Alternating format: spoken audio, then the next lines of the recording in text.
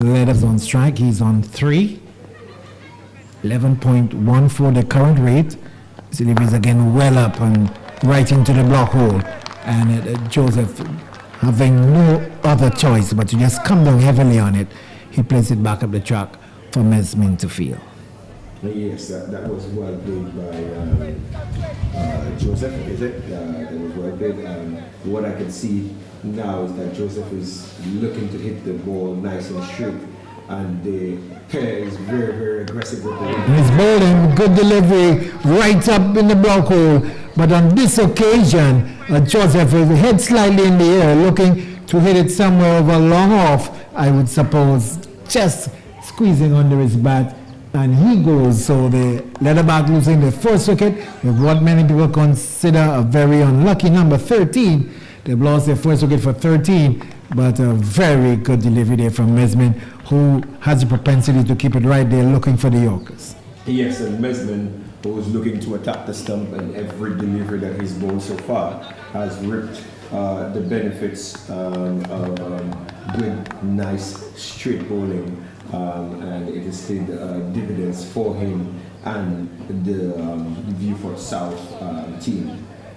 Let's hope that again that he continues in that vein, and that the rest of the bowlers follow in that same fashion.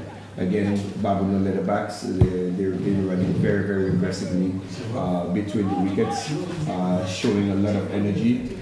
So that game should be keenly contested. So it's Siobhan Joseph who is coming in to strike now, and he has really distinguished himself yesterday. 53 not out, and was man of the match in their game versus the Denry Segment's Rising Stars. So he's got some reputation behind him, albeit just temporary. Yes, so he's going to have to really see and show us what he's actually made of. But it's Joseph, it's down to the backward point region. We'll get a boundary.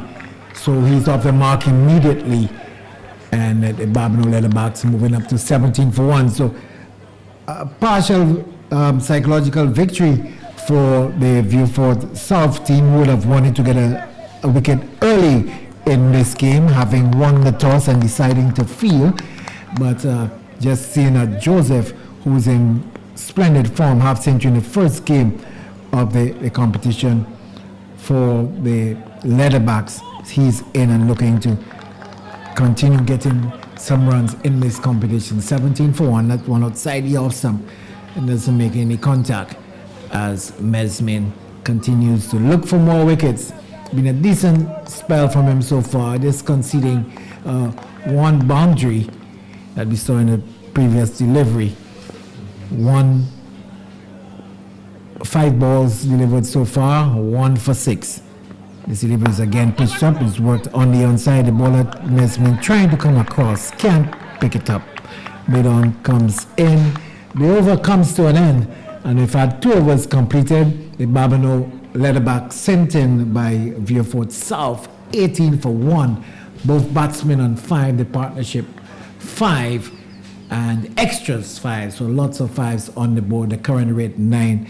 So Gary Macho is really setting up to be quite an interesting game, and as we progress we'll see who will get the advantage in this particular innings, whether the BABONNEAU Leatherbacks will be able to get a sizable score to set for the VIEUX South team to achieve.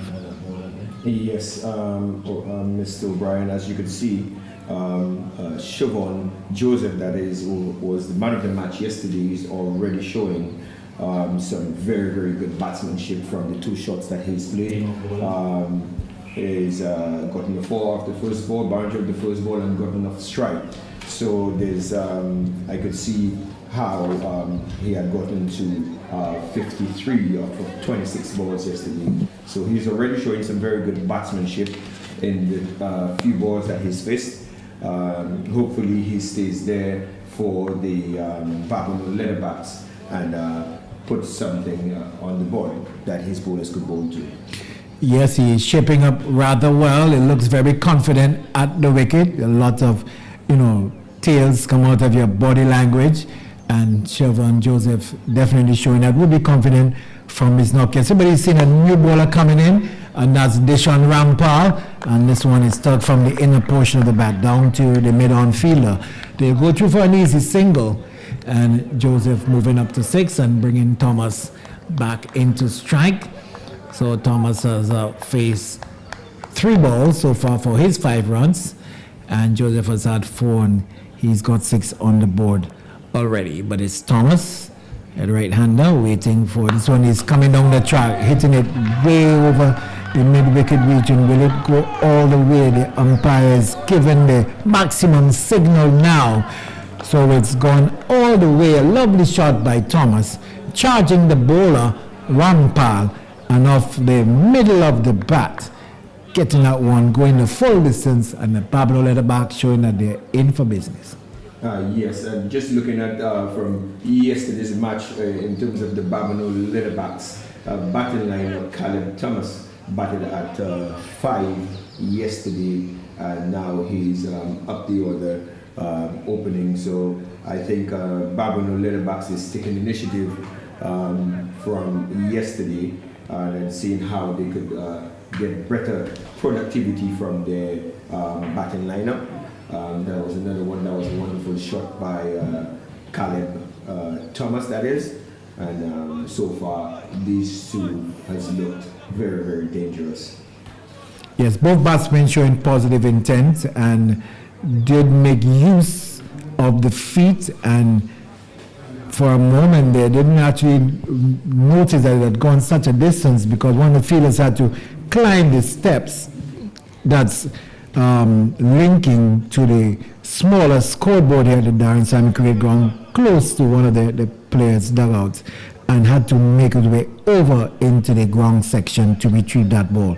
So that tells you the sort of contact that Thomas had on that last shot. He's looked positive, and with Joseph, he said both of them, you know, getting some runs, and also the fact that Thomas has really pushed himself up in this innings, showing that they've put some sort of plan in their batting, and the Fairford South team could well regret the decision to bowl first. This one is going down on his knees stylishly and goes again all the way. Lovely looking shot there by Thomas, just genuflecting inside out over the deep extra cover all the way over the rope. Good looking shot. Didn't seem like he might have gotten that well of the timing that he showed there, but certainly good back-to-back maximums there by the batsman Thomas, rushing to 17, and the BABONNEAU Leatherbacks to 31 for 1. Yes, that was a lovely shot by Caleb Thomas over extra cover, and it went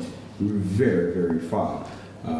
Again, he's showing some very, very good batsmanship in terms of hitting the ball as straight as possible. He was allowed some width, and then he capitalized on that. Last delivery was a very, very good delivery by the bowler Rampal. Yes, it was a good comeback there. He didn't really give the batsman the sort of room, pull back his length a bit, and this one is played down past the backward square region, will go all the way to the boundary easily for 4. Yeah, that's a wonderful shot again by Caleb Thomas. Caleb Thomas has been batting very, very well so far. I think that's a very, very good partnership between Caleb and is it Siobhan Joseph? The two of them look very, very good out there and very, very dangerous. So Viewfort South and Alex Joseph, sorry, Viewfort South will have some other plans in terms of finding a way to stop the. This one is struck down to the long off fielder. They're thinking of coming for the second. He was thinking about it, but then sent back. So Rampal proving to be very, very expensive in his first over. I'm sure he'll be happy that it's come to an end, and his captain as well. 18 runs of that first over from Deshaun Rampal and Gary Matre. 18 runs coming off of it, and that was 4 runs more than the previous 2 overs.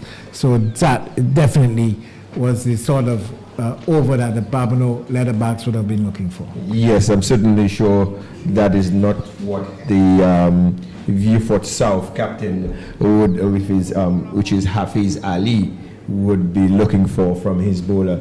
But there's one way to come back, is if that is it Mesman bowling right now could pull back what the damage that was done in the last over from Dishan Ramphal.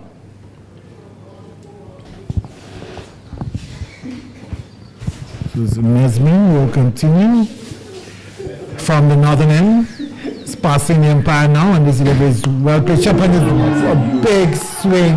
Will it go into the stand? Yes, it does now, into the Johnson Charles stand. So definitely no easing up by the Babonneau Leatherback, and could the Vieux South already be feeling the pressure? Siobhan Joseph at the non-strikers end, just looking on as Thomas continuing with his aggressive mood. He's really rushed to 28, and he's just facing 9 deliveries, 3 sixes now in his innings, just 1 dot ball and 4 fours. He's on the rampage.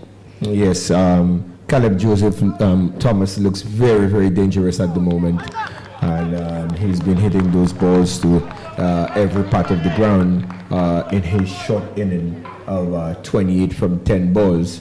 As you could see, Mesman doing the smart thing and just pulling back that length just a touch to ensure that he tamed Caleb Joseph just a little bit. Yes, 42 for 1.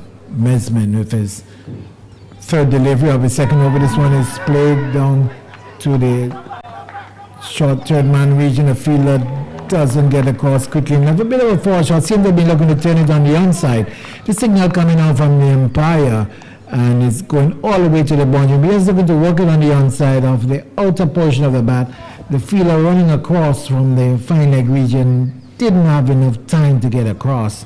It wasn't really racing to the boundary, but the objective was achieved. Another boundary to Thomas. So that pushes his score now up to 32, and he's really been progressing smartly. His second boundary, 3 sixes also in his innings, and Joseph just leaning on his bat at the non-strikers end, looking on as Caleb Thomas continuing to take the attack to the Vieux South team. This one is played on the onside. The bowler trying to intercept before the batsman can cross. An equal opportunity situation there. Wasn't the case of the bowler trying to impede the progress of the batsman. In the end, they get the single without any alarm. 47 for 1. 5 extras on the board, but it's Thomas, Caleb Thomas, who's really been striking the ball all over the Darren Sammy cricket ground, especially when they're up in his arc. But it's going to be Siobhan Joseph, who is on strike now. Plays this one between the mid-off and the mid-on. Mid-on fielder coming across, does well to pick up, and the single completed in the end. So 48 now for the loss of 1. The last couple of overs, things have really been picking up for the Leatherbacks, getting accustomed to what's really going on here as Mesman continues once more. This one is giving himself some room, looking to play through the offside. Doesn't make any contact, and it goes through to the keeper Law, and the over comes to an end.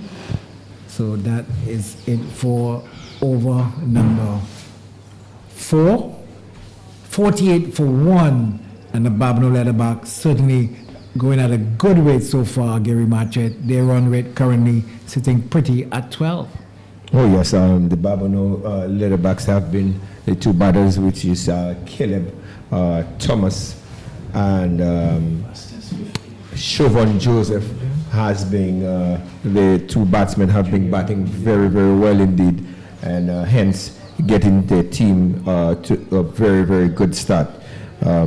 Vieux South would like to see the back of both those batters if they are to come back into this game.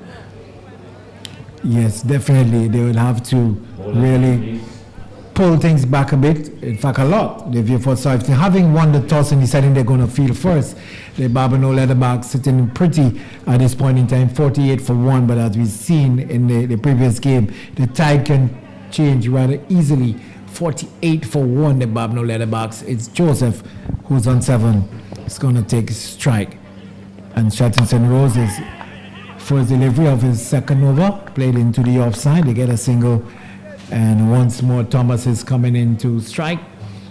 And it's 49 now for 1, so the 50-run landmark coming up shortly for the BABONNEAU Leatherbacks. We'll see how soon they can pick it up. And it's in the 5th over that we're having now, 4.1. So the power play completed.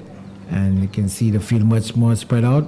There's a deep mid-wicket, a long on, long off, riding on the boundary, a deep extra cover at St. Rose. Short outside the off-sum, giving himself some room there was Joseph, and he's striking that one. Diana Thomas down to the deep extra cover, and it's sufficiently deep to pick up and misfield it. Yes. Yes, and goes all the way now for 4. I thought he had covered it. Just went under him. It loses both the score and itself. He seemed to have covered everything, but eventually the ball just rolling under his body and over the rope. And the eagle-eyed Gary Macho picked it up. So another boundary for the BABONNEAU Leatherback. They're 50 coming up, 53-1, and that's just after 4.2 overs. Yes, and again you could see Caleb Thomas playing some very, very good cricket shots. I think that's why he's gotten himself to 47 from 14 balls with a strike rate of 264. I think if he continues like that, the BABONNEAU Leatherbacks will have a huge, huge total to defend. We see Vieux Fort South. It just looked like they're a bit down and going through the motions.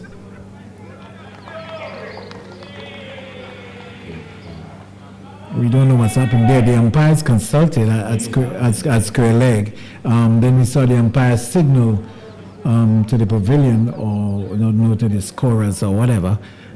But He signaled by Thomas. so the score goes up to 54, it would seem then, with the bye just being signaled. So we just have to show that it's coming up 54-1. This one delivery is driven into the offside.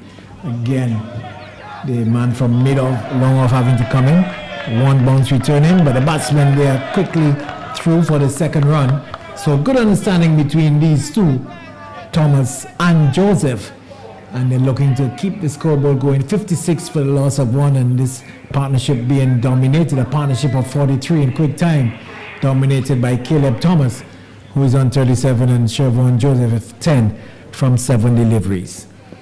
So Shelton St. Rose, with 2 more deliveries left in his spell, is well up, and this one is well worked off the pad as well. Lovely looking shot all the way, good timing, good cricket shot. Just getting inside of his wicket, and a lovely shot there exhibited by Siobhan Joseph, just coming inside his wicket and whipping it over the deep backward square all the way for 6. But 6 or 4? 4.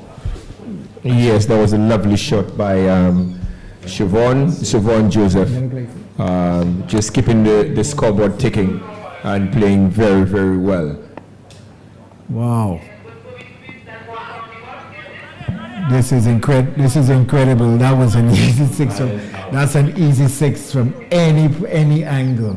And up to now, I can't believe that was signal 4, but we got to go with the official 61 now it is for the loss of 1. That was well over the rope, but they are the ones out there. So it's going to be the rate continuing to climb 12.20, and Thomas on 37. This one struck down over to the rope down at the 3rd man boundary now. So over number 5 has been completed. The BABONNEAU Leatherback continuing to motor on 65 for the loss of 1. and certainly St. Rose be ruining the fact that he's conceded so many runs in his second over, 23 runs off his 2 overs. We're going to have more comments from Gary Matre, and the next commentator is going to be Clivus Jules. Yes, that last over from Shelton St. Rose, I do not think he'll be too proud of it.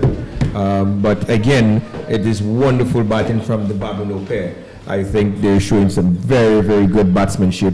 There's hardly a dot ball being bowled to them where they turn good balls into singles also. I think the running has been very, very aggressive, Mr. Jules. And so far, they've been doing extremely, extremely well for their team. A solid knock from Caleb Thomas is 41 from just 16 balls. But of course, the hemorrhaging continues for the VIEUX South Sunrisers.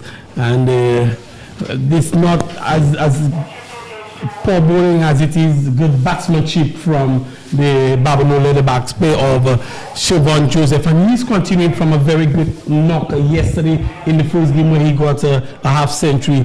Very first game of this year's edition of the Lucia T10 Blast.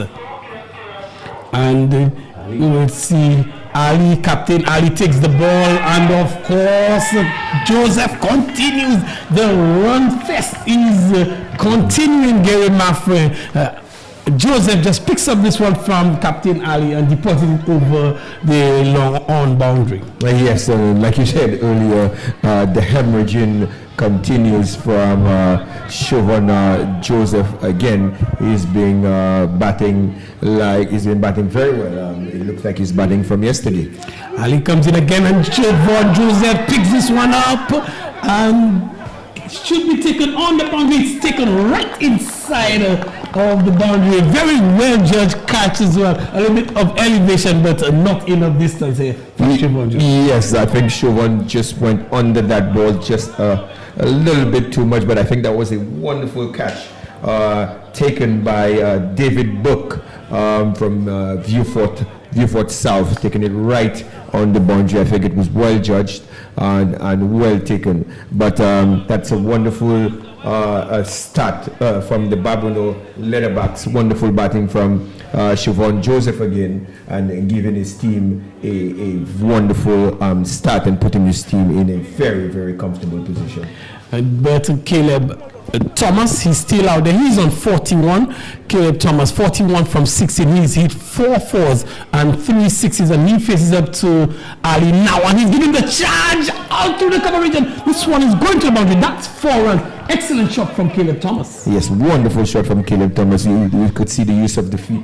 There he realizes that Hafiz is bowling a little slower than the rest of the spinners that has operated today and yesterday, and he's actually using his feet to get to the pitch of the ball and executing a very, very good shot over extra cover. And Caleb Thomas is looking for the fastest 50. He might Johnson Charles if he can hit this one over the boundary, and he can't quite. Johnson Charles is fastest 50 in the Lucia T10, in June 11 T10 Blast. He's got there in 18, and Caleb Thomas is 45 from 18. So he's just shy, but he's on 45. And Johnson Charles getting 50 from 18 for South Castries. We also have Sabinas Emmanuel getting 50 also from 18, and Moving Wells from Miko getting 50 from 18 as well. But Caleb Thomas unable to match it. While we're discussing that, Hafiz Ali would have hurt himself with that firepower one from Thomas. Yes, that ball was hit back very, very fiercely. I think that's a very, very good stop by Hafiz, but he's also hurt in the process. But Mr. Jules is very, very good seeing 2 guys from Monrepo in the list of the top, the quickest half century in the Dream 11, which is Sabinas Emmanuel from 18 balls and Moving Wells from 18 balls also. Yes, those Sabinas Emmanuel, Moving and Johnson, those guys have been around cricket for quite some time. You're not missing any action, as you see. Hafiz is getting some attention from the rest of his teammates. He's really struggling, very ginger. He gets somebody's movements very ginger, and he's getting some water and looking to see if he can continue. Yes, that ball just looked like it hit Hafiz right on the shin area. I thought that he had gotten his hand down in time, but apparently he did not. I know a hit to the shin could be very, very painful, especially when it's hit that fiercely. But I also think it was a very, very good stop from Hafiz. You never know. Those stops normally brings wickets. He did very well there to come down, although he wasn't able to come with his hand, but at least he got something in the way and stopped what looked like a certain boundary of the bat of Caleb, and he's moved to 46, Caleb from 17, and BABONNEAU Leatherbacks 76 for 2. Is it 75? 75 for 2, and it looks good for them. They're in position to get well beyond 100 in this innings. Yes, if they continue in that vein, and they look like they will get well over 100. I think that Vieux North or Vieux South, sorry, has to do very, very well to pull things back from the BABONNEAU Leatherbacks. I think they've been playing some very, very good cricket, very aggressive running, and putting away every single bad ball that has been served to them. Certainly, and they've also been able to milk the good balls. As we see Greason, it's Greason Joseph. Hafiz can't continue. He's off the field now, getting some attention, and Greason Joseph will be completing Hafiz's over. Greason had been in full sleep for some time, so he's getting a very close view of the action. So now he's in the line of fire from the bat of Caleb Thomas. Yes, and earlier Greason just dropped a catch at slip actually, so he could make amends by getting a wicket there for his team.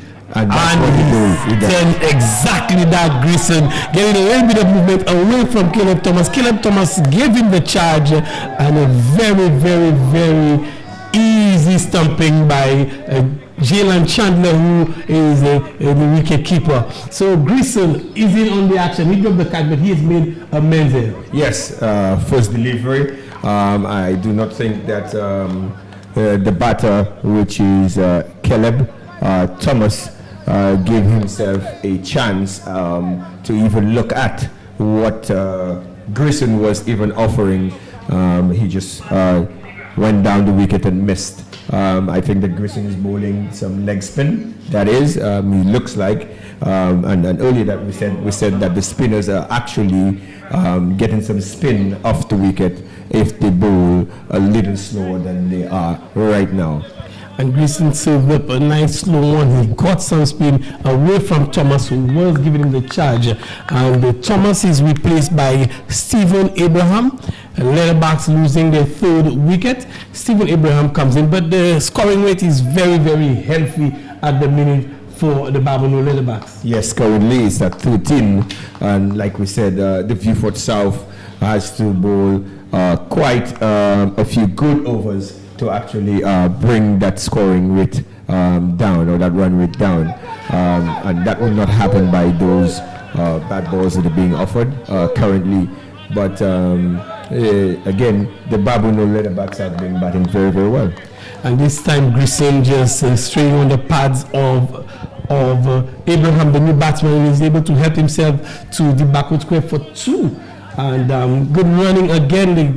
The two new batsmen for Leatherbacks, Abraham and Rafe, showing good communication right away. They come through for the 2 runs, and the over comes to a close. And at the end of the 5th over, we have 77 for 3. 77 for 3. The BABONNEAU Leatherbacks being seated by Hafiz and the Vieux South Sunrisers. getting to 77 for 3 after 6 overs. Yes, that is some lovely batting. That has been some lovely batting by the BABONNEAU Leatherbacks. All of their batsmen so far has batted with intent, and they continue to run between the wickets with a lot of intent. Also, by turning ones into twos and twos into threes. Atlantis Alberson is the new batsman, and he's bowling to the new bowler. He's bowling to Alafi. Alafi gets a delivery outside of some width there, and he's playing it to a point, his backwards point, and for that single, the score moves on by 1 to 78. Alafi, good running again, good communication. Stephen Abraham coming through very quickly for that run. Alberson again to Abraham, short outside off. Abraham clears the front foot, gives himself some room, but not making any contact. The keeper does not collect cleanly, but again, the intent is there from the BABONNEAU Leatherbacks. Oh yes, and it looks like also the BABONNEAU Leatherbacks are in a very good situation, having the experience of Alvin Laffey, who has played for the Windward Islands for a number of years, and St. Lucia too. So I think they're in a very good position with that experience, and I'm certainly sure that he will guide his team. And Abraham has been stumped off a very wide one from Alberson. Alberson kept serving it wider and wider, and he gave an extra in the previous delivery, but that's what really led Abraham. So it's a good follow-up delivery. He got Abraham stumped. Abraham looking to get at the ball and getting out of his ground, and the keeper very smartly stumping Stephen Abraham. So the wickets are adding a bit of breaks to the scoring rate of the BABONNEAU Leatherbacks. Yes, and as we could see, as the spinners have came on, the scoring rate has gone down just a touch from 13 to 11.85, and again, as we could see, the spinners are actually extracting a lot of turn, or some turn from the wicket. So they actually put in the bricks on the BABONNEAU Leatherbacks, and let's see how BABONNEAU Leatherbacks could counter that and see if they could get themselves to a formidable total. And there is also some bounce for the spinners, and you mentioned earlier, Gary, that slowing up once the spinners get it a little bit slower, and they're getting some bounce and some turn as well. And you know the boost issue, Darren Sammy, we can always provide a good bit of bounce as well. So the spinners are getting some bounce, some turn, and the new batsmen coming in not being able to negotiate, and of course causing some problems this time. It's worked away just to the right of the short third-man fielder, and to his right actually, and they come through for a single. The score moves on by 1 to 80, and of course immediately Maki is off the mark. Oh yes, and you could see, Altanas Alberson is bowling to his field. He's veering the pace very nicely, and hence inducing some false shots from the batsmen. And again, as you can see, even in the T20 version, Mr. Jules, the spinners tend to dart the ball through, and in this version, as you can see, if the spinners just allow themselves to spin it just a little bit, then they could actually get wickets and stop a lot of runs. This one is heading out towards the boundary, and it's challenging the boundary. It beats the fielder to the boundary. It came off the inner portion of the bat, and not necessarily where he intended it to go, Bradley Markey, but it's heading to the boundary. He gets the 4 nonetheless, and that's 4 more to the total. 85 for 4. The BABONNEAU Leatherbacks really charging forward towards a really respectable total. Yes, and even with that shot, with an inside edge through short fine leg, I do think it's a moral victory for the bowler. I think he's been bowled a very good 6 balls. As we see Grayson Joseph getting ready to bowl another over to Alvin Laffey.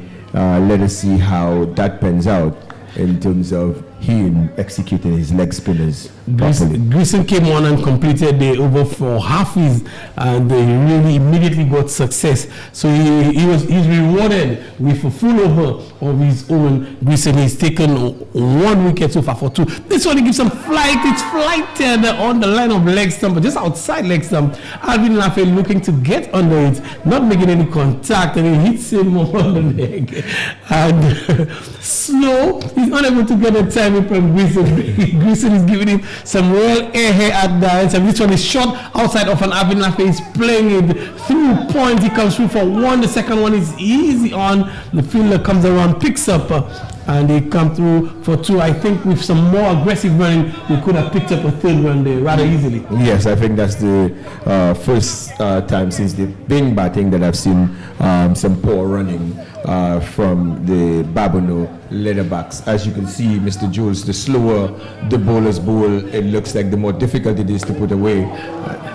This time Laffey gets under a full one. He dancing down the ground and picking up Grissom. Grissom gave it a little bit too much air for the experience of Laffey and depositing it over wide. Is it mid-wicket boundary? And he takes a 6, charging forward. BABONNEAU Leatherbacks again. This time it's outside off stump, out towards the cover boundary, goes over the rope. Now Laffey, back-to-back boundaries from Alvin Laffey. Grissom, he's loving what Grissom is serving. Yes, and now we can see, I think the captain is actually regretting right now giving Grissom a second go at it.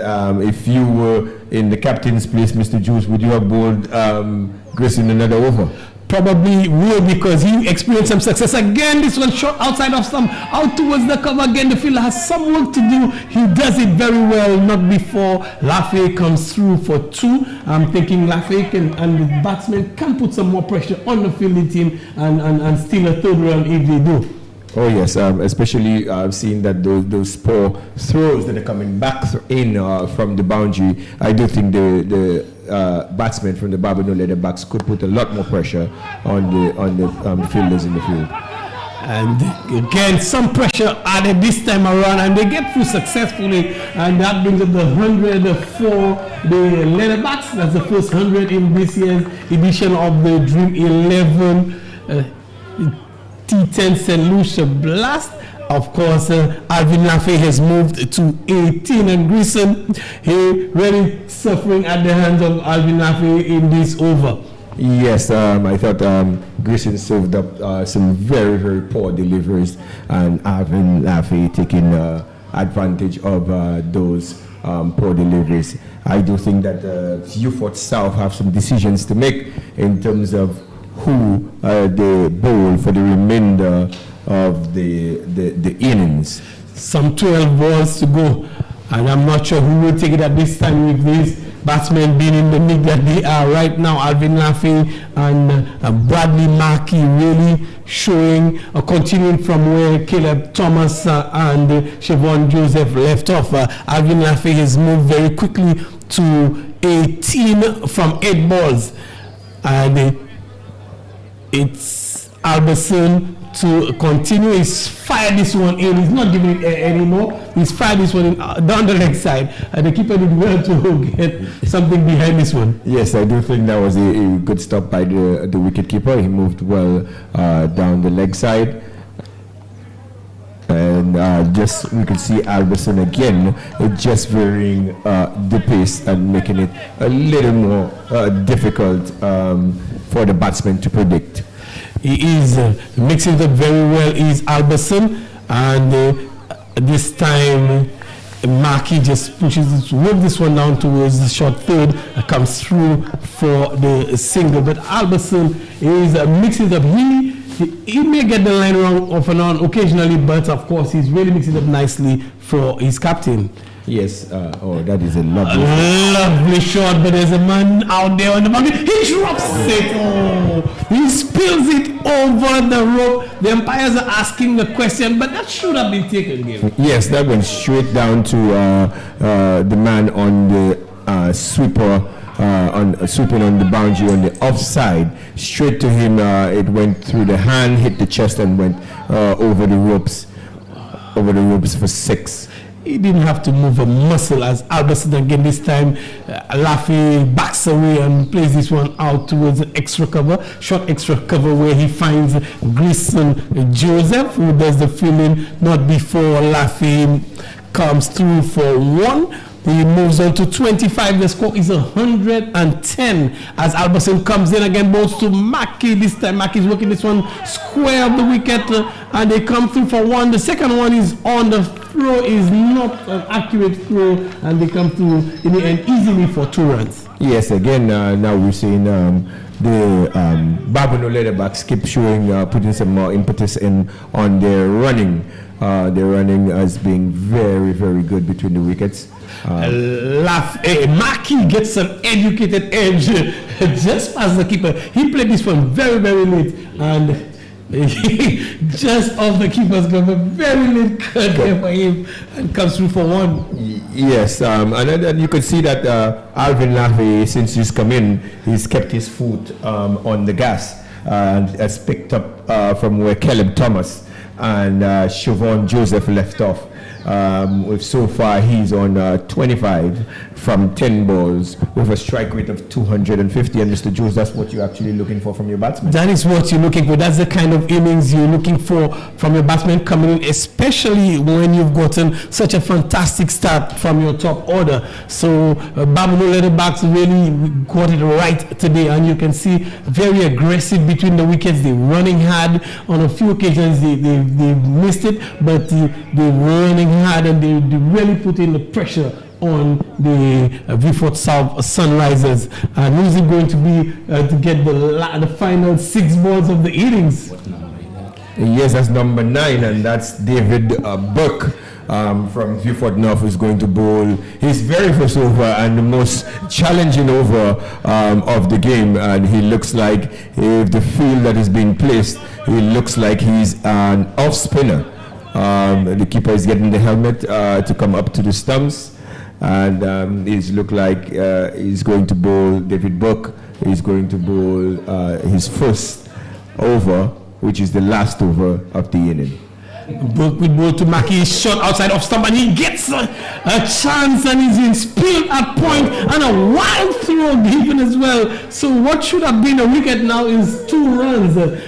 Errors after error for the Vieux South Sunrisers, and straight to the fielder. He just jumped, but he lost it when he landed again. Yes, just a comedy of errors from the Vieux North there. Burke again shot this time. It balloons into the air and the fielders collide, but he holds on to it. Burke gets a wicket. He should have gotten 1 in the first ball, but he gets 1 in the second. Mackey goes caught.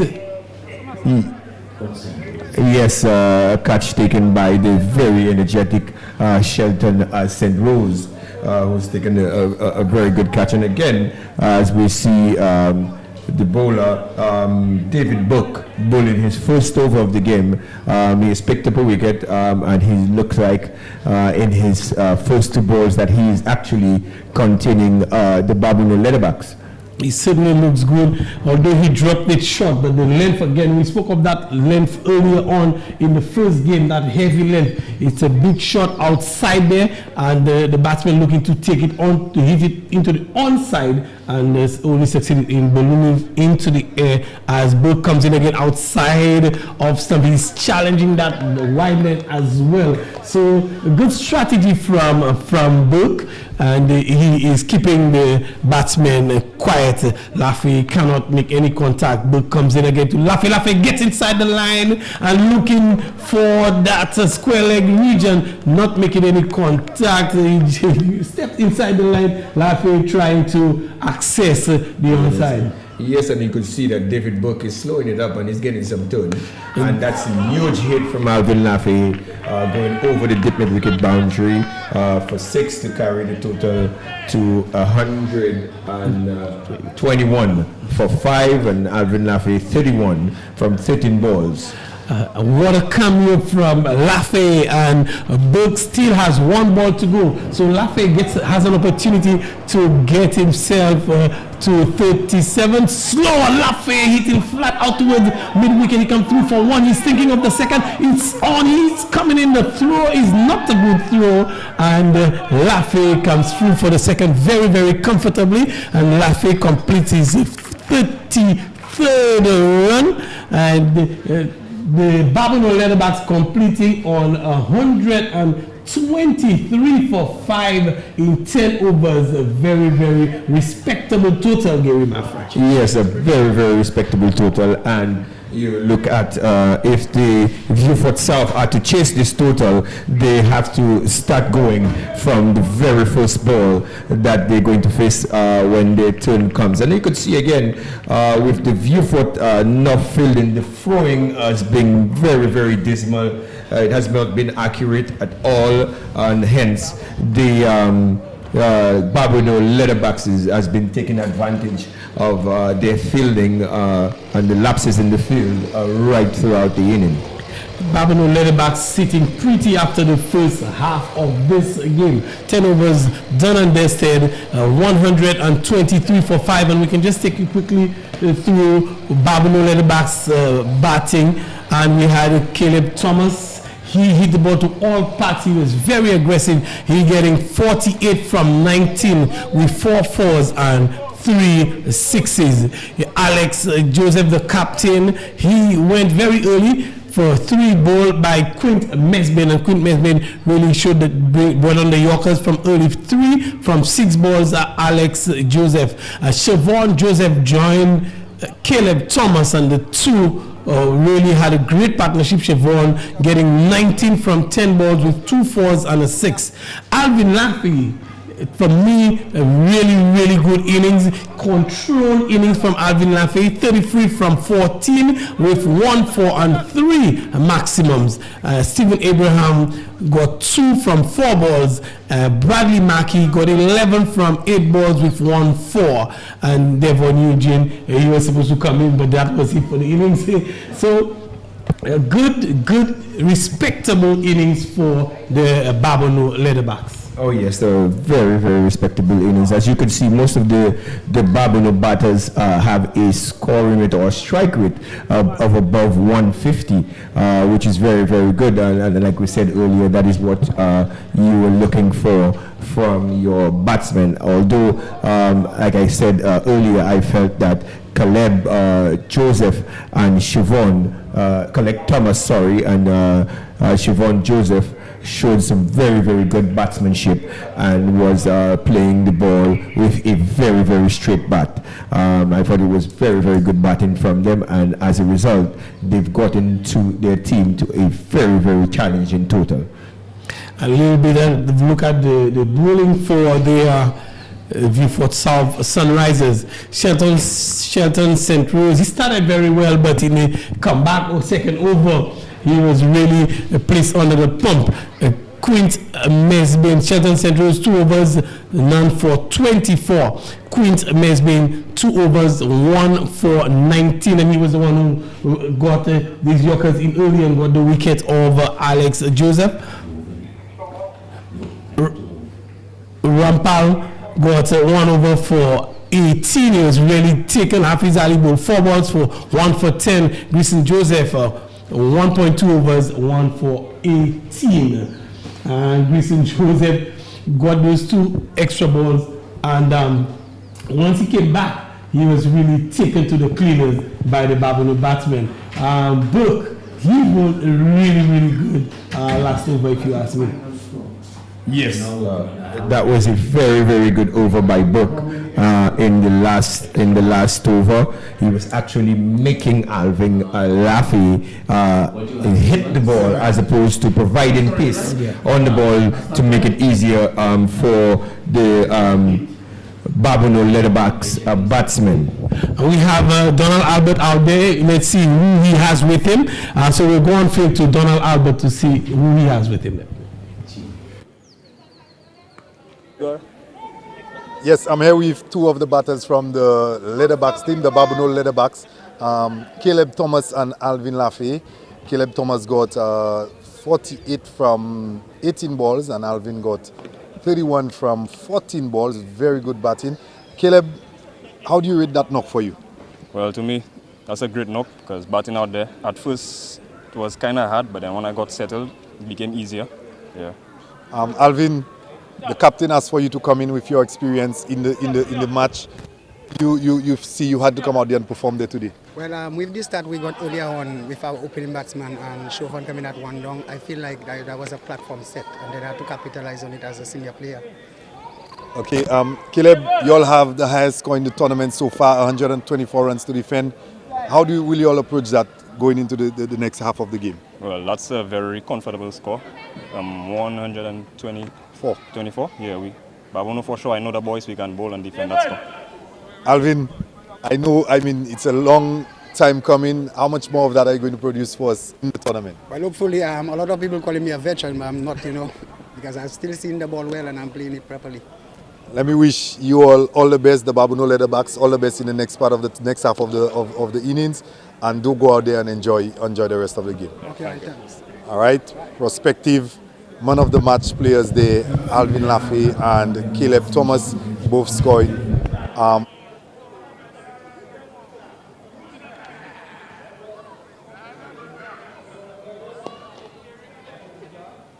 The next innings of the game. All right, so that was Donald Albert out there with Caleb Thomas as well as with Alvin Lafay, the two standout players for the BABONNEAU Leatherbacks, and together they really brought the Leatherbacks to 123 for 5. So the Vieux South Sunrisers will have their work cut out for them, Gary, my friend. Oh yes, definitely they will have their work cut out for them. Again, that is a very, very challenging total. From the beginning, they have to go at 12 runs and over, and anything below that will get the run rate a lot more challenging for the Vieux South.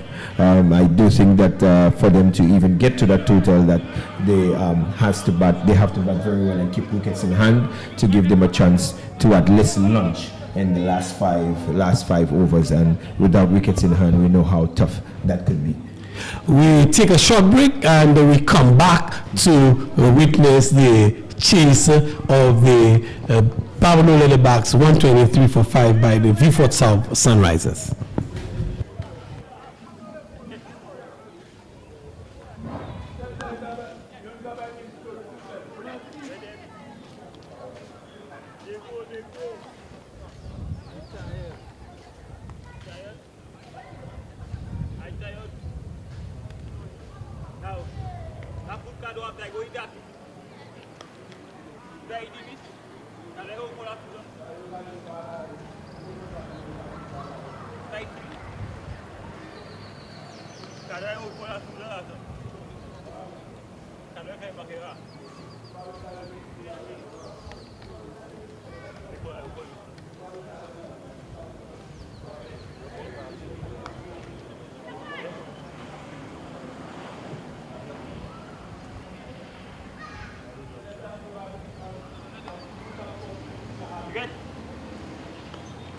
Get the oil boss first and the boss. Not Papa. You know?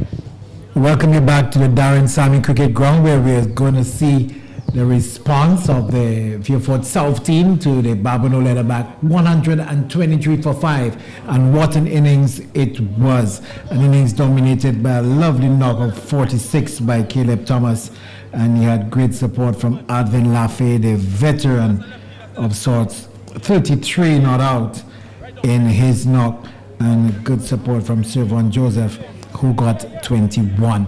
So we're going to see the start of the Vieux South innings, and it seems like it's going to be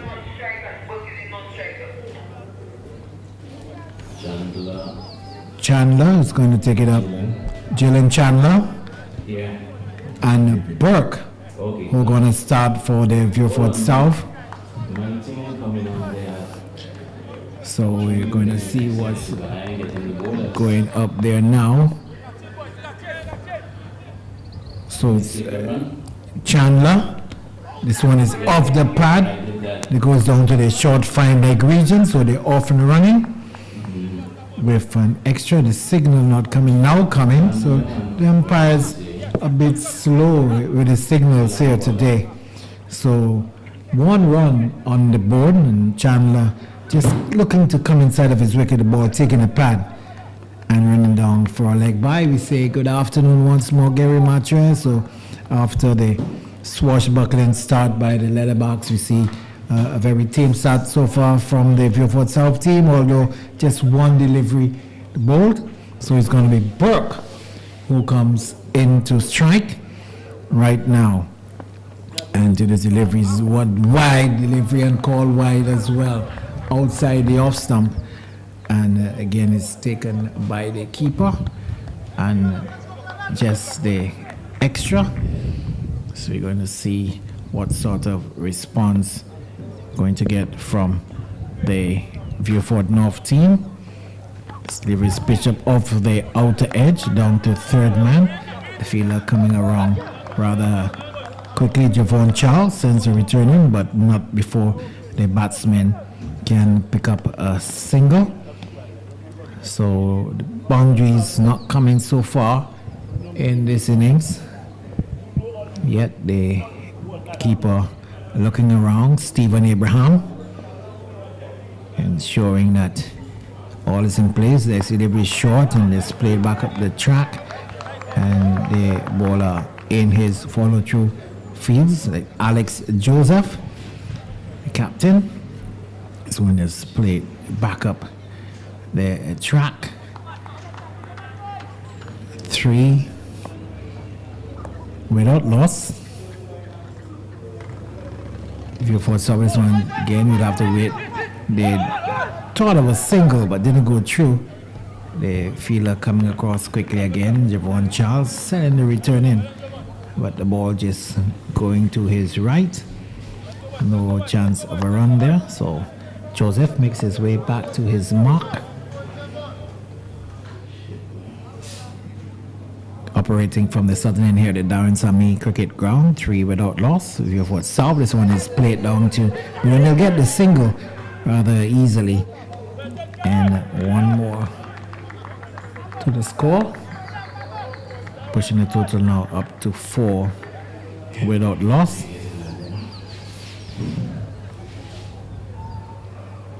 See how Joseph is going to complete his over. So they've got a huge task ahead of them. They need to get 124 for victory. This delivery is coming back in. Good delivery from Joseph, and just tying him up a bit. Batsman looking to come across his stumps to play on the onside. Doesn't make contact.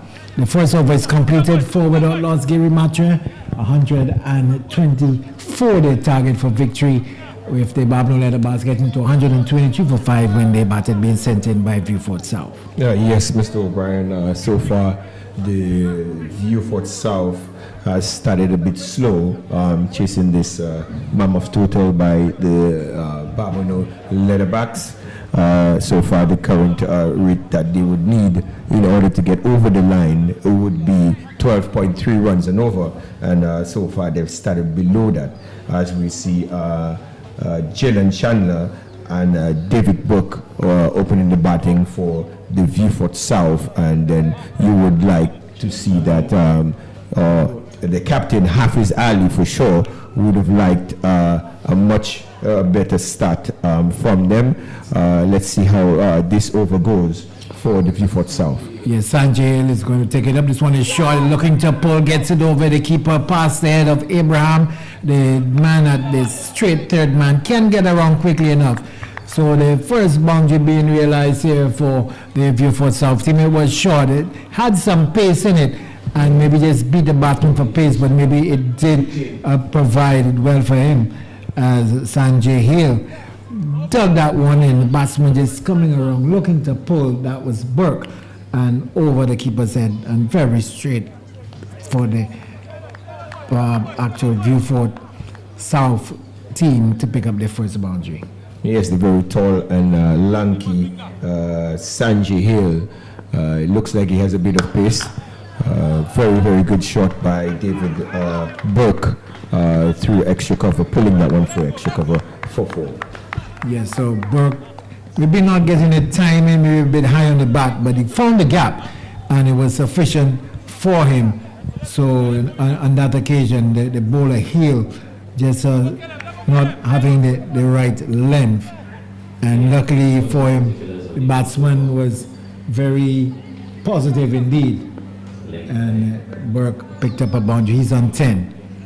This one is wide outside the awesome. Just attempting to maybe essay a shot through the mid-wicket region, noticing it was very wide outside the awesome. Maybe now the shot that he rehearses is actually more appropriate. It was wide outside the awesome, then in the end rehearsing a cut over third man, but didn't make any contact.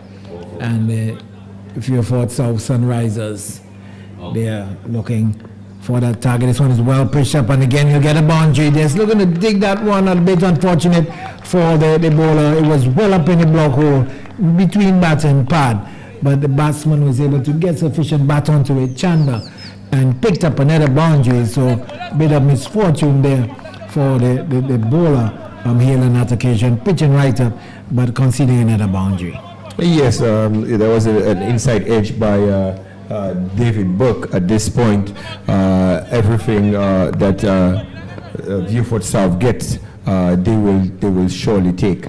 18 for loss, and this one again peeling off the edge down to third man. There's a man position there. They went straight to him on a couple of bounces, and the return comes back into Abraham. They take 1, so the Sunrisers continuing to be as aggressive, maybe not at the level that we saw from the Leatherbacks when they batted, and they will need to really keep that sort of momentum going if they're going to get anywhere close to their target. Yeah, as you could see, Mr. O'Brien, we have Sanjay Hill looking to employ a tactic of bowling, hitting the pitch and bowling back of a length, trying to make it as difficult as possible for the Vieux South batsmen to score. So far, it's been a very, very good over compared to the first one for the Vieux South. So here he is. Hill continues on his shot, looking to pull up, but gets it off the back of the bat. It would seem, or on outer edge. It goes down to third man. He's looking to pull that one down to fine leg, and actually got the edge of the bat and went all the way down to the widest third man region. Just 1 run resulting. So they're keeping things tight. 20 without loss. Chandler on 2 and Burke on 15. Right hand. Chandler. So Burke is on strike. He's on 15. This one is wide outside. They also been called wide as well. So the extras are lending their assistance to the cause of the Sunrisers, and the Vieux team looking to see how much they can get close to the BABONNEAU Leatherbacks. This one is outside the awesome, dragged well over long on. Will it have enough? Yes, it will. Overhead of the long on fielder and all the way down to the boundary for 4. So here it's proven a bit expensive there, and the over coming to an end. first over conceding 16 runs, 20 runs now, and certainly not the sort of effort that his team would have wanted after getting such a decent score. And now to see that the first over, when they get their chance to bowl, conceding 20 runs. Oh yes, as we could see, David Book has some very, very good all-round capabilities as we see him showing what he's capable of. Batting-wise, we saw him bowling earlier, but we could see what he's capable of batting-wise. As you can see, the VIEUX South has gotten it back to where they would like in terms of the run rate, capitalizing on a very, very poor over by Sanjay Hill. We see a start of a new over. This one is fired in down the leg side, as this one is Javon Charles picking it up from the southern end here at the Darren Sammy Cricket Grounds, operating round the wicket to the left-handed batsman, and that's Chandler. Chandler's basically been a spectator to the onslaught of Burke. Chandler facing 6 deliveries for his 2, and Burke 7 balls in his innings so far. He's on 19, looks on at the non-striker's end. His delivery is short, he's pulling and will beat the short fine leg fielder, and Evan Eugene can only run and chase it, as this one was shot down the leg side and just helped down by Chandler. So he gets his first boundary now, Chandler, and the Sunrisers moves to 29 without loss. Yeah, very, very good shot by Jalen Chandler. Bowler just giving him, which is Javon Charles, just serving him with a very, very short delivery, and him capitalizing on that poor ball. I do think that's a very VIEUX South is now starting to get with the rate. This one was a full delivery, played into the outside, a good stop, just moving to his right, got a good bounce as well, and preventing that one from getting to the gap, to extra cover and the mid-off, and certainly benefiting from the bounce there. So Charles continues once more, he's into his 4th delivery of his first over. This one is looking to turn around, and he's not taking it all, and Hash made of it. Definitely had every opportunity to take the catch there, and certainly not a good effort there at all from the fielder like Devon Eugene coming across there. Doesn't really pick it up at all. He got to it, Devon Eugene, not taking it, and more disappointment for the BABONNEAU Leatherbacks. Oh yes, and from the time that ball went up in the air, Devon Eugene did not look like he wanted to get under it and catch it. I thought that was also a very poor shot from Chandler in terms of what he decided, the decision that he decided to take, and trying to get that ram shot over fine leg. Yes, he's played 2 get-out shots. This one, the one that he got the chance with from Eugene, and then the second one he just played a no shot, looking to probably nibble one down to 3rd man. It would only brought him 1 run because it's a man station on the 3rd man boundaries. Good over so far from Charles. This time it's driven down straight to mid-wicket, and again a bubble allows them to get a single. So they're looking a bit ragged in the field, definitely, the BABONNEAU Leatherbacks. Opportunities going to bag in, leaking runs, and over number 3 comes to an end, and the VIEUX South Sunrisers 32 without loss. They haven't lost a wicket, they're getting chances, but who knows, anything can happen in this format, and it's a decent start for them. And if the BABONNEAU Leatherbacks are given some runs in the field, not taking the opportunities, they could probably pay for that in the end, but it depends on how long and how much momentum these 2, Chandler and Burke, can pick up as the innings progresses. Oh yes, I do think the more Chandler and Burke stays in, the more dangerous they become for the BABONNEAU Leatherbacks. So far, they need probably about 10 runs and over 10.6 runs, just about 11 runs and over, based on the way they're batting out there. And I do think it's a very, very good partnership between Mr. Jalen Chandler and David Book. Obviously, David Book looking like the more dangerous of the 2.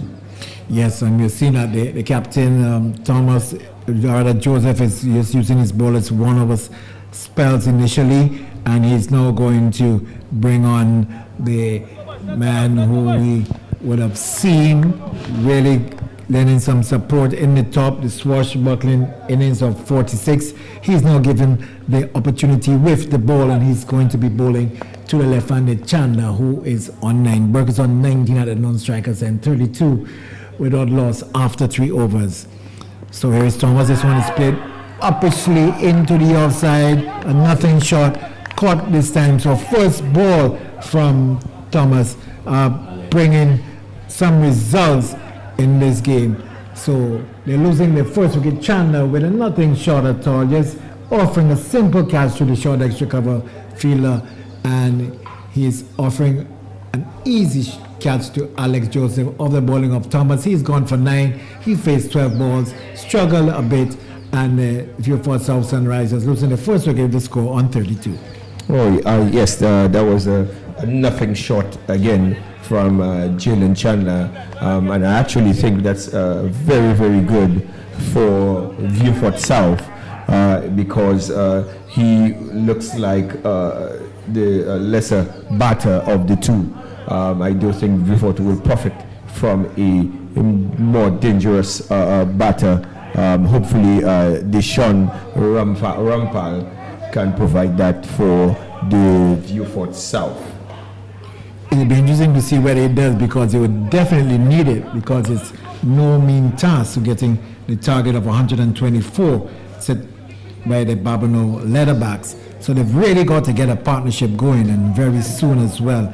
And again, Caleb Thomas putting himself up for the top honors as far as the outstanding player of this match is concerned. A knockout 46, which included 4 fours and 3 sixes, and now he's picked up a wicket with his first delivery. He's continuing from the northern end. This one is short, and he's looking to pull the edge. Taken, was it Abraham diving to his right, not taking it, and let's see what signal now. Leg by it is, but it seemed for a moment that it might have had some bat involved, but he looked to pull, maybe just on the top or the flap of the pad, and Abraham diving. Didn't know whether it was too necessary, but didn't get it in the gloves cleanly, and they were able to pick up one leg by the extras, moving to 5, and the score now to 33 for the loss of 1. Thomas moves away from us once more. This one is short. Again, he's attempting to pull. This time, the young keeper takes it well behind the stump, Stephen Abraham, and there's no run. So Thomas showing some good all-round ability, and maybe an opportunity for the Leatherbacks to pull things back. Yes, as we can see again, Caleb Thomas he's showing his all-round abilities or capabilities. He's batted very, very well in his inning, scoring 48 or 49, and now he's showing what he could do with the ball in hand.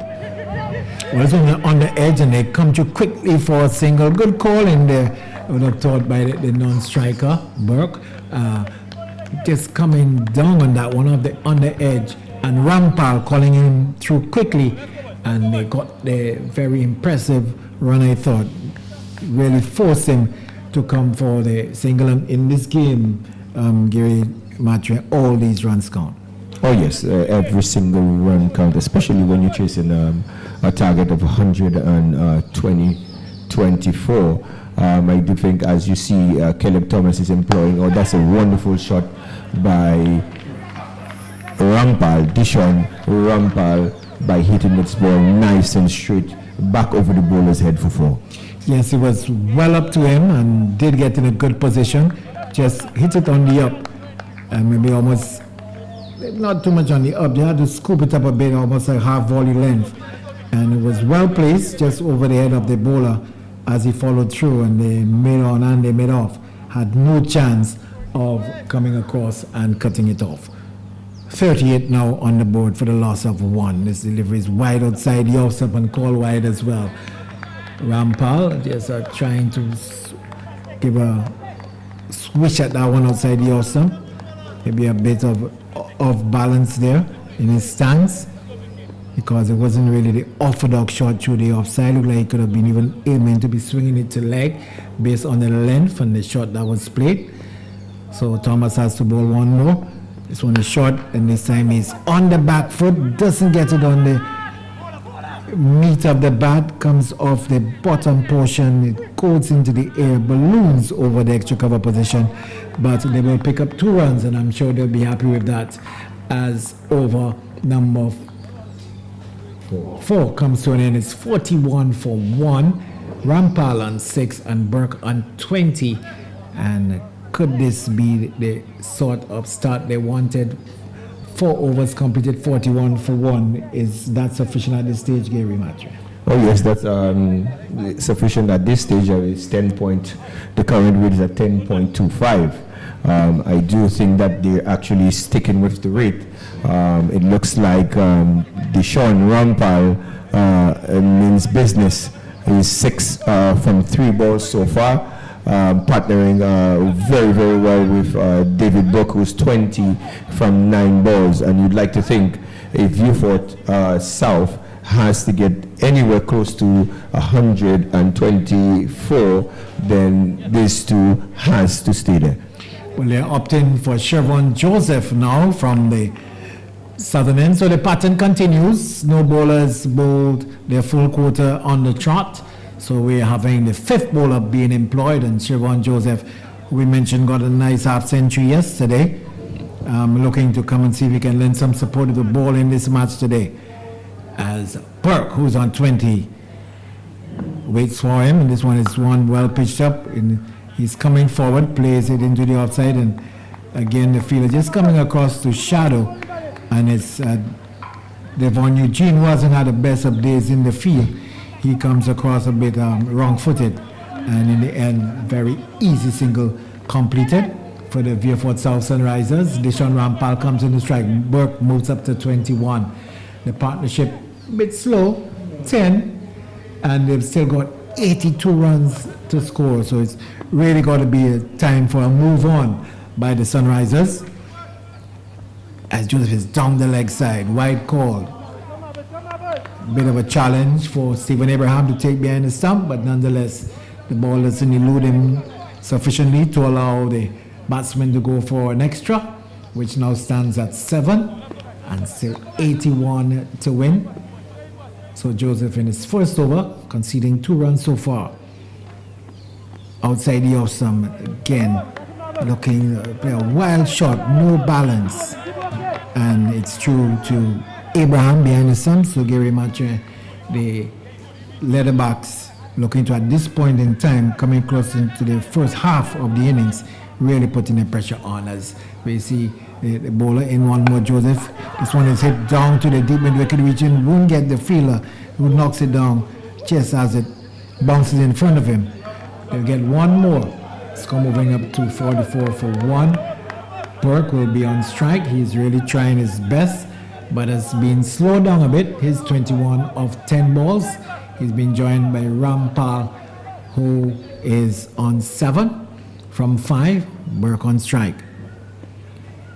Waits for this one, is short. Again, over the infield, 2 men running around from deep positions, deep extra cover. Looks like Alvin Lafayette coming around and sends a return in. So the score up to 46 now for the loss of 1. Burke up to 23. Trying to get back in, but it wasn't really a good looking shot. The feet were nowhere there, and maybe again beaten by the bounce, and didn't really get any real control into the shot. Just 2 deliveries left in this first over by Joseph. He's turning it on the onside. They go through for a quick single. It's completed in the end without too many alarms, and they get the single. That moves the score up to 47 now for the loss of 1. Burke up to 24, and we are coming close to the end of over number 5. Cliver's Jules coming in to bring you the final half of this innings. This one is outside the off stump, not far away to be called a wide. So the first over from Joseph comes to an end. Just 6 runs off of it. It's 47 for the loss of 1. The Vieux South Sunrisers. You'll have more from Gary Matre. Then it's going to be Cliver's Jules.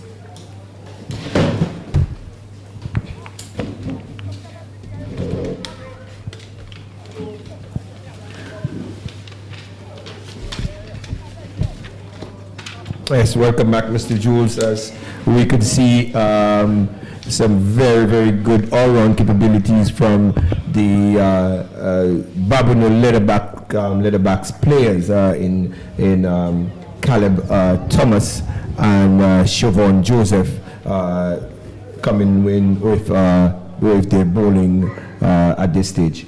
Of course, Thomas will continue and he's bowling to, this one is in the air out towards Eugene, who takes the catch and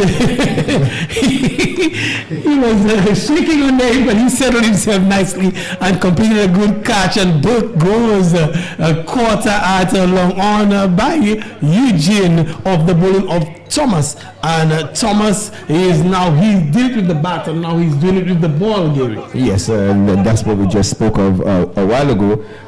Some very good all-round capabilities, very good qualities from Caleb Thomas. And as we see, Eugene making amends. He has not had a very good day, but he's making amends by taking that catch for his team, the BABONNEAU Leatherbacks, as the very, very dangerous Book, which is David Book, has gone from 24 from 13 balls. It's a good knock from Book, but his team and Sunrisers would have needed him to do a lot more than that today. And our good friend Grison Joseph comes in, and Grison Joseph is coming in to see if he can make a difference. The batsman crossed, and Dishon Rampal, who's on 7 from 6, he's hit 1-4 so far. He's on strike. Thomas moves into Dishon and he throws everything. Pretty agricultural in his approach on this shot. Here is a Dishon Rampal, not making any contact. It goes through to wicketkeeper Abraham, and no damage done here. But Caleb Thomas is bowling that nagging line and length again. Yes, and as you can see with Dishon Rampal, since he's been in, he has swung at every single ball he has faced. Now he has Grison. I think we will not see the two of them running too many singles. This one is in the air, and Hales never looked comfortable on it. It was another chance of going and begging. Hales, he was circling around. It's a bit difficult, but Sanjay Hales could not pouch this one. Another opportunity created there by Caleb Thomas, and Dishon Rampal coming through for 2, moving the score to 49 for 2. The Sunrisers. Dishon moved his own personal score to 9 of 8 balls, but Thomas asking all the questions as he moves in again to Rampal, shot of that length again, and Dishon is looking to hit this one to mid-wicket, not making any contact. Yes, and he's looking to hit most of the balls that he's faced through mid-wicket, but not being very, very successful. And Mr. Jones, as we've seen in terms of what you've seen from the past, from the games that have played before, what do you think of the high catching? I do not think that the teams have done very, very well in terms of the high catches. A lot of balls being dropped as long as it's up in the air. That is correct. And this one is hit out towards long off and stopped there by the fielder on the boundary. It looks like it's Bradley Markey coming in, and Thomas is really bowling a fantastic line and length. He's not giving the batsman any opportunity to get on it or to take him over the boundary. And Dishon Rampal on this occasion just hitting it to long off for the single. Good bowling there again from Caleb Thomas. Yes, very, very good bowling. And as we see, Mr. Jules, you can see that the BABONNEAU Leatherbacks captain, he has not bowled any of his bowlers 2 overs in a row, as opposed to the other teams who have been bowling most of their bowlers 2 overs straight. That is correct. Caleb Thomas is finishing his spell, but very strategic. Alex Joseph for the BABONNEAU Leatherbacks, he's holding them back, he's mixing it up and changing it around, not letting the batsmen get used to any of his bowlers. So good strategy on his part, and it's paying dividends for him. 50 comes up for the Sunrisers at the end of the 50 for 2 Sunrisers, and they're falling behind now. Siobhan Joseph comes in to Rampal. Rampal is giving himself a room, cutting this one through point. He comes through for 1, misfield on the boundary, and the second run is on. And we won't see too much of an aggressive running with this pair, with Grissom at the wicket with Rampal. All right, they will definitely for sure rely on the big hitting. I don't see them running too many singles with Grissom being at the wicket. Again, they just took 2 by a lovely shot by Rampal. With the evergreen Alvin Laffey on the cover point boundary. Again, Dishon Rampal throwing everything to a ball, shot of a length outside off again, goes through to Abraham. The score remains on 52. Rampal is on 12. He's batting at a strike rate of 100. His team will need him to do a lot more than that as Siobhan Joseph comes in again. This delivery heading down the leg side. Abraham skiddles across. He takes it, not before the umpire. Very quick on this call. He signaled the wide, and rightfully so as well. Extras move on by 1, and extras in this game has not gone out of control, but 8 extras is still a lot in a 10-over game. And Dishon picks this one up over square leg. A big hit from Dishon Rampal. He got the length, he got the ability to free his hand, and he picks this one up. Good shot from Dishon Rampal. Yes, and the Dishon Rampal, that ball actually went to the longest part of the boundary. He actually hit that ball against the wind for a huge 6. Very, very good shot from Dishon Rampal. Previously, he looked like he was showing the initiative in terms of the foot movements again, and that is wide. He's forced the Siobhan Joseph wide. He's trying to keep it away from the arc of Rampal, and he went wide too far. The umpire has called wide, 1 more to the Sundries. That's 60 for 2. Dishon Rampal soldering on for Sunrisers. Joseph comes again into him. Short one, he's playing it out towards a backward square. He's going to challenge the boundary. The fielder, Caleb Thomas, can't. He dives but misses the ball, and it just goes over the rope. Rampal is really trying to do 64 needed from some 21 balls. So Rampal is really pushing on for his team here. Yes, Rampal is now beginning to make contact. So Rampal is already trying to cause a rampage here for the VIEUX South. Very, very good inning so far of 22 from 14 balls. They need a further 60, Mr. Jules, from 20 balls. Do you think that VIEUX will be able to get over the line? It will take a big ass. Dishon is driving through the covers. Very healthy looking shot here. He comes through for 1. Can they make the second one? He can't. They can't. Grissom, we spoke of the running. Can he? Did he? It looks like he got home, Grissom, but it was a struggle for him. It went pretty close to the boundary, and he was struggling to come back for the second, Grissom. Oh yes, Grissom Joseph got in just in the nick of time.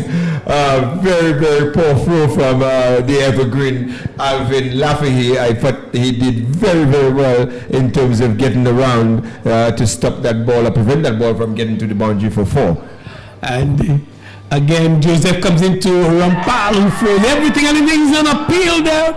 He did get the edge, and belatedly the umpire raises the dreaded finger, and a faint edge through to Abraham, who takes a very good low catch and just rolled over to keep this one in. The third wicket goes down, and Rampal is gone. Sunrisers 66 for 3. Yes, and again, a very, very good inning from Dishon Rampal. Again, we're seeing the umpires are very, very slow with their signaling or their decision making. Hopefully that improves as the tournament goes on, but it was very, very slow in terms of the signal, in terms of putting the Dishon Rampal out. Let's see who comes in for, Quint Mesman comes in for the VIEUX South, and hopefully he continues from where Deshaun Rumpel left off. I think 2 new batsmen is going to pose much of a challenge. Is getting a little more challenging for the Sunrisers. I think the Leatherbacks are really setting the sun on the Sunrisers here, and Mesmin comes in to join Grison Joseph. Grison Joseph is still yet to get off the mark. He's faced just 1 ball.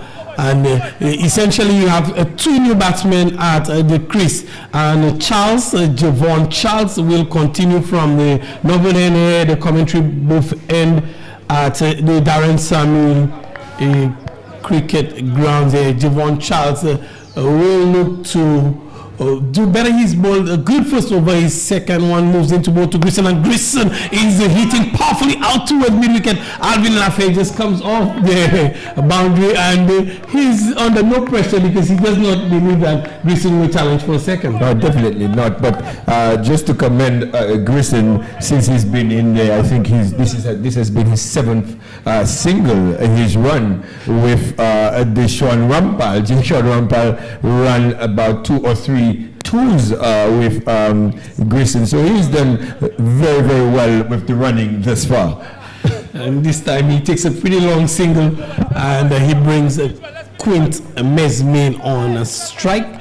It's into strike from Charles, who's bowled 1.1 overs for 8, and he comes into Mesmin, and Mesmin is clearing the front leg and looking to heave this one out towards mid-wicket, not making any contact, as that length again that we've spoken of so much for today is coming back from Javon Charles. Yes, and you realize again the teams, or most of the bowlers that have bowled, they've only bowled 2 lengths. That is full and just short of a good length, and I think the batsman is taking a lot of time in terms of analyzing what the bowlers are doing, and that's what makes a good batter in terms of just assessing conditions and analyzing what your opponents are doing early enough. That is correct, and Mesmin giving the chance to Charles. This one just coming off the outer portion of the bat out towards third man, and the Sunrisers will need to find a boundary on a more regular basis if they're to get this 56 needed of this remaining 15 balls. Charles coming, Grison clears himself, just pop this one out to Alex Joseph. Very soft dismissal from Grison. He's disappointed with himself as he rehearses a more powerful shot, but this one just like he was giving some catching practice to Alex Joseph. Yeah, I'm not sure. I have to look at this one on the replay. I'm not sure if that was a slow ball, but Grison did look like he was giving himself some room to free his hand, but he was tricked by the bowler. I do think in terms of Grison actually running, it was a very, very good inning by Grison. I have to agree with you where that is concerned. Grison, it's not easy running those 2s and even challenging for 3, but Grison held his own in terms of running with Deshaun Rumpel, and he timed the one very nicely to mid-wicket where he got a long single, and he goes for 1 from 3. He's not done too much damage. 68 for 4. The Sunrisers, they're into further trouble now, as we see the new batsman is Alberson. Atlantis Alberson coming in to join Mesmin, who's on 1.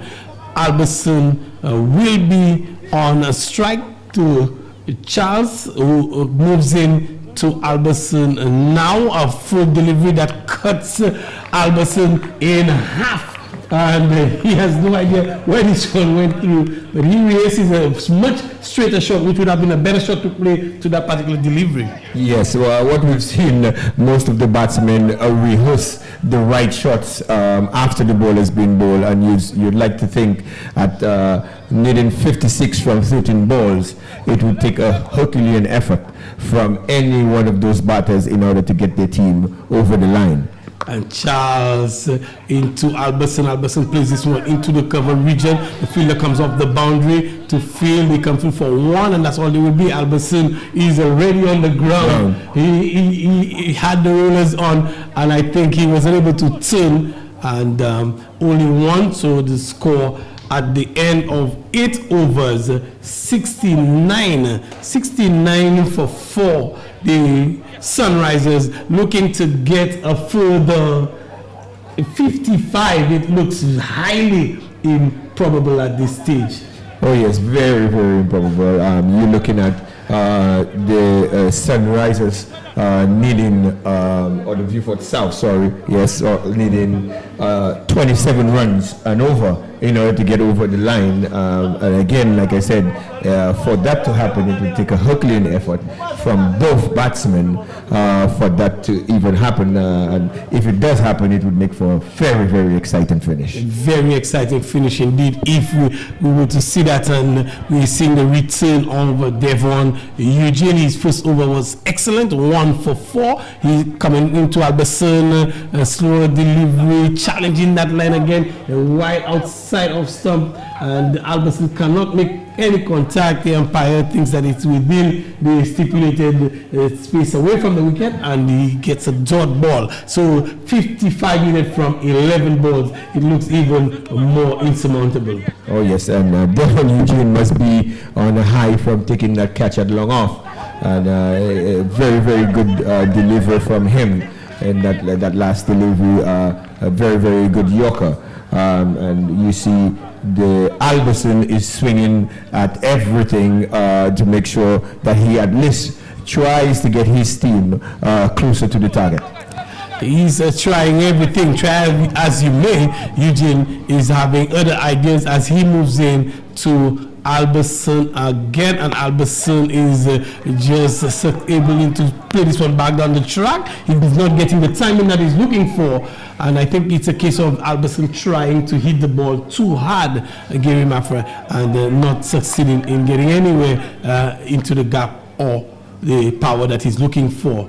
As Eugene at the top of his mark again, he moves into bowl to Albertson, who should look at this one. He gets the elevation. Does he get the distance? He does get the distance. The catch is taken by the extra player out of the field. A lot more of that will be needed from Albertson if they are to get anywhere near that target. So 49 now needed from just 8 balls. Yes, and as you could see with that 6 a while ago, it is the only ball that Albertson did not lose his shape whilst making contact or whilst trying to make contact, and he was very, very successful at that. So let's hope that he learns from that particular shot. Holding his shape, can he do the same thing this time? He's clearing his front leg and looking to access the offside. He can't make any contact. That ball goes through to Abraham again. I think Eugene held his nerve and just kept that good line outside of stump, and Albertson not able to make contact. He's moving away from the ball instead of trying to get to the ball. Again, Eugene comes into him. This one is coming into him. A little bit of movement there from Eugene. No, a dot ball, and that's the end of Eugene's spell.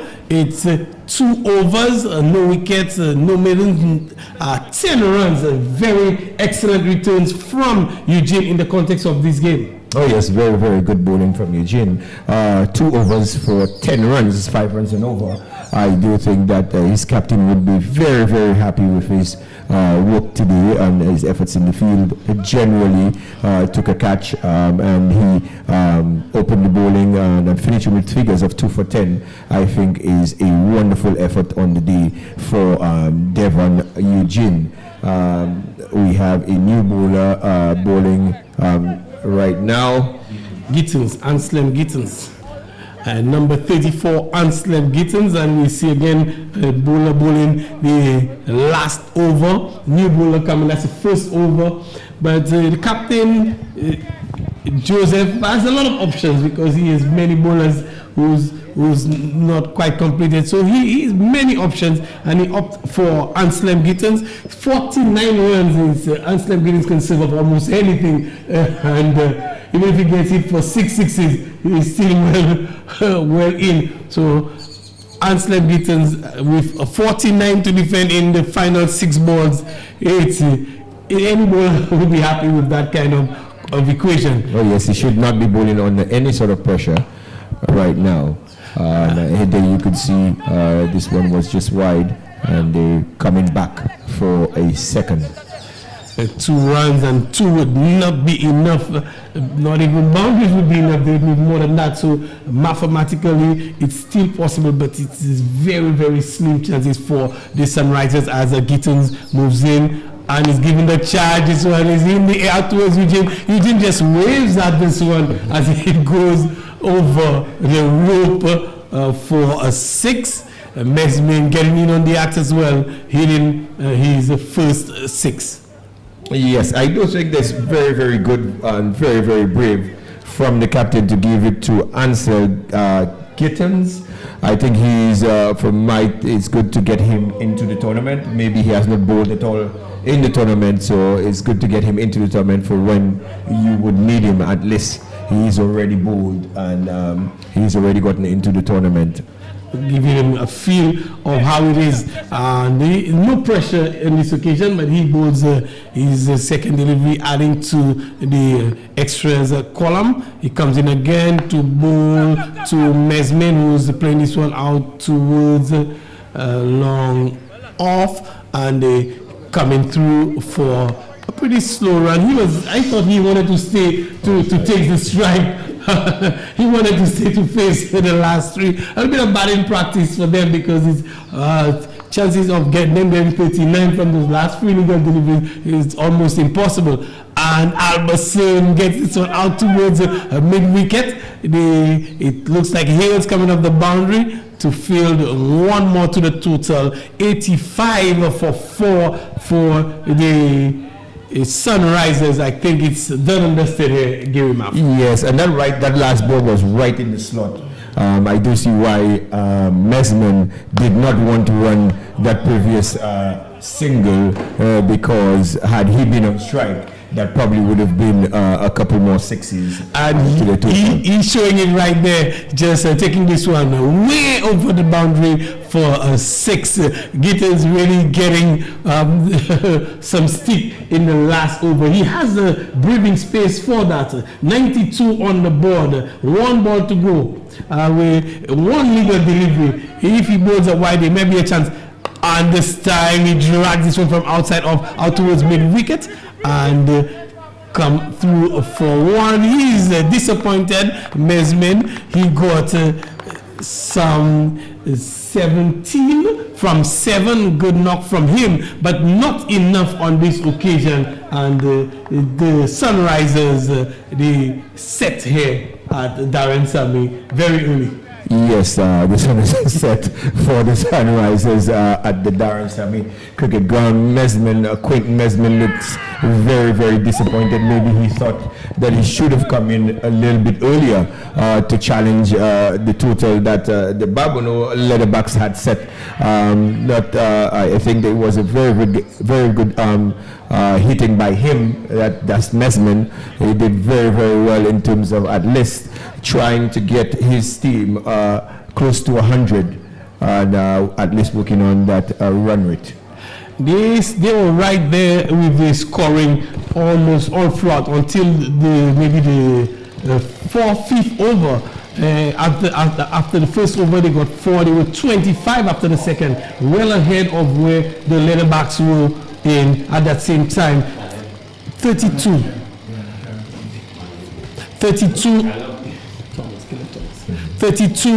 after the 3rd, and 41 in 4. 41 in 4, and Caleb Thomas got 46 from 18 and came back with returns of 2 for 11 from his 2 overs. So Caleb Thomas really is taking his claim in this match. He made a huge difference with his performance today, Gary. Oh yes, for sure. He's undoubtedly the man of the match here for me. I think 46 from 18 and 2 for 11 in 2. That alone speaks for itself. I do think that he's propelled this team to victory, and batting wise, he put his team in a very, very good position. And bowling wise, I think he pegged the Vieux South team back tremendously. We can quickly look at the bowling figures. Devon Eugene 2 for 10 with 8 dot balls. Sanjay Hayes, he took a beating, 1 for 20, and that's why the skipper did not give him that second over. Javon Charles 2 for 10, 2 for 10 runs, 1 wicket, going with 6 dot balls from Javon Charles. Caleb Thomas also the 2 for 11 with 7 dots. Siobhan Joseph 2 for 2 overs, 1 for 22 with 4 dot balls. And Slim Gittins took a beating in the last over. So it's the Sunrisers who really seeing the sun setting on them here by the Leatherbacks. The Leatherbacks is taking the second victory in the qualifying rounds. So Leatherbacks will have one hand already into the main draw of this tournament. Yes, Mr. Joes, do you think the injury to the captain Hafiz pegged them back a little bit in terms of the Vieux Sunrisers giving a better account of themselves? It definitely would have impacted the performance. Losing any player, let alone losing your captain, would have a psychological effect on the performance of the team. And at that time, the team needed somebody else to raise their hand and say, listen, I will take it.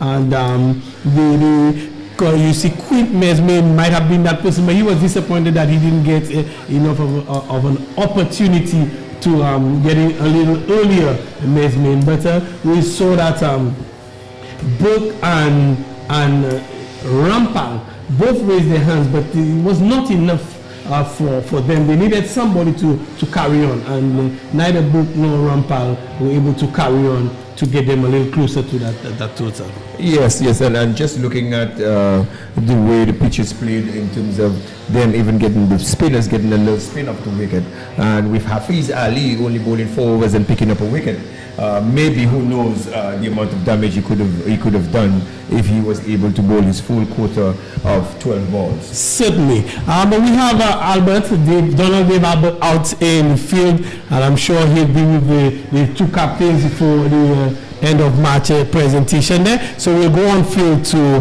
Donald Albert and hear who is the man of the match today. At the end of a very exciting day of cricket at the Darren Sammy Cricket Ground, I'm here now with the man of the match for his 48 of 18 balls. It's Caleb Thomas. Caleb, congratulations on your achievement today. Yeah, how do you feel about that achievement? Well, it's a great achievement knowing that I brought my team to the line, and now it's a step higher to the next main tournament, so I feel good. Now you're moving on to the big league where you'll be meeting all the big teams in the league. How do you feel about that? Do you think you'll ever get to a score like that, or you look forward to getting more scores like that? Yeah, well, it's just remain focused. I know that what I'm capable of, I can score much runs, so it's just remain focused and do my best. Caleb, congratulations on your man of the match performance, and congratulations on BABONNEAU Leatherbacks going through to the next round. Yeah, thank you. That was Caleb Thomas, man of the match for the match between the Vieux South Sunrisers and the BABONNEAU Leatherbacks. I would like to now call on the captain of the Sunrisers, Hafiz Ali. Hafiz, a tough match. I mean, BABONNEAU has played their first game and won, and they now took you all on, and they took you all on very hard, getting the highest score in the match so far. How do you feel about, first of all, how do you feel? I know you got a knock in the game.